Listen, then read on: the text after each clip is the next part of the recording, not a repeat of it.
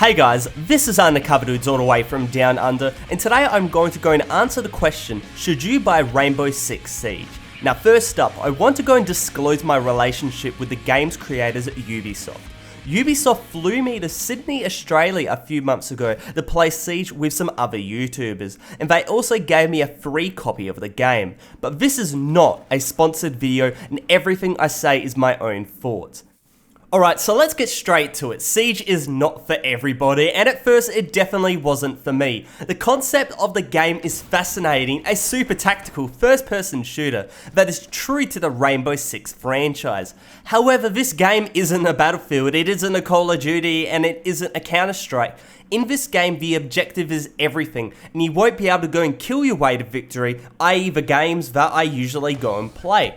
You play either a hostage or area secure mode on a variety of well-designed maps. You do this through a multitude of characters known as operators. Now I say well-designed maps because the way you win is through manipulation of the map and communication with your team, using the different equipment and abilities of each operator.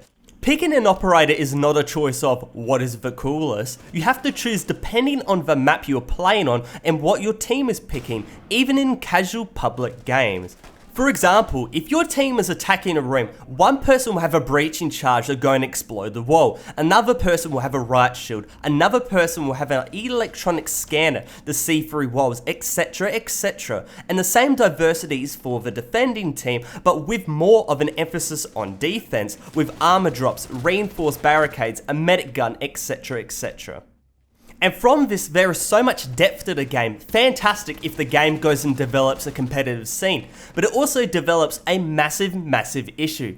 The game is really fucking hard, like really hard. The learning curve of the game is insane. You first need to go and know the operators and how the operators interact with each other, and more importantly, every part of the maps. Without that knowledge, you will simply be dead weight to your teammates, as your really important equipment is only useful if used in the right spot and in the right hands. Playing a 4v5 in this game is basically impossible because everybody has a role, and one missing link in the chain can go and completely destroy your plan. And this spawns another massive problem. There is a lot of really bad players in this game. Some part in blame to the player, but a lot due to the game itself, as the game goes and teaches basic skills through tutorials, but expects the player to know where and how to use these skills in a match. Now there is a single player component called situations, and it's really good because it goes and teaches the player how to go and tackle each map and where all the good advantages and how to go and siege a room and put all that type of stuff. So it's really good, and it's actually available while downloading. It's the first thing downloaded in the game, so when you're about like a quarter, third through, you can go and hop into that and really play around and learn the game before you even get the whole game downloaded. So big thumbs up to Ubisoft on that point. But the fact of the matter is, it's optional and it isn't really highlighted, and a lot of people simply just go straight to multiplayer without learning the maps, and it's gonna go and ruin the experience for a lot of people. But damn, when you have a team working together, this game is an unreal experience. Using microphones, attacking a building through multiple entries, blowing up windows and swinging in while your teammates flashbang through a doorway sets up the best feeling when you destroy the enemy team and see the round win screen pop up. Even simply killing an enemy feels like an achievement, which I can't say for any other game.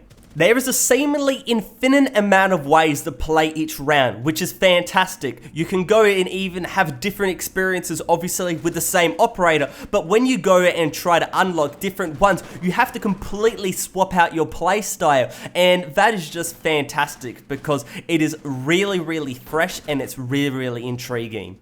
And the best thing is, even if Rainbow Six Siege hasn't had a spike in popularity from release, for example Call of Duty, Battlefield, Counter-Strike are still much more popular games, Ubisoft is committed to the long run. With constant patches fixing the game along with DLC and operators that cost you absolutely nothing, thumbs up Ubisoft. So let's go and wrap this up. If you guys want a game where you can run around and kill people, do not buy Siege. It just won't work.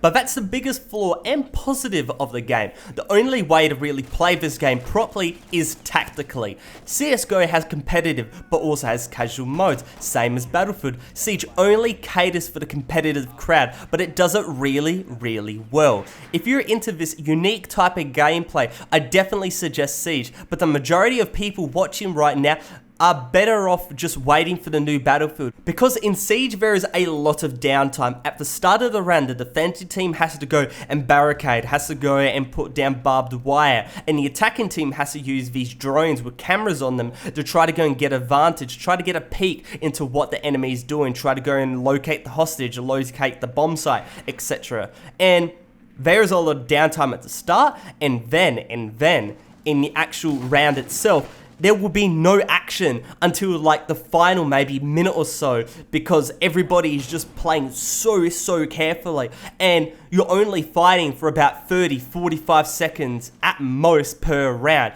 and that means it's not a constant frenzy of action like a lot of other shooters have. But that's really good in my opinion, because it goes and brings back to the tactics, it brings back to the really good gameplay. So if you guys like what you're hearing and like what you're seeing, go and check out this game. I give it an 8 out of 10, but other than that, it's Undercover Dudes all the way from Down Under, out.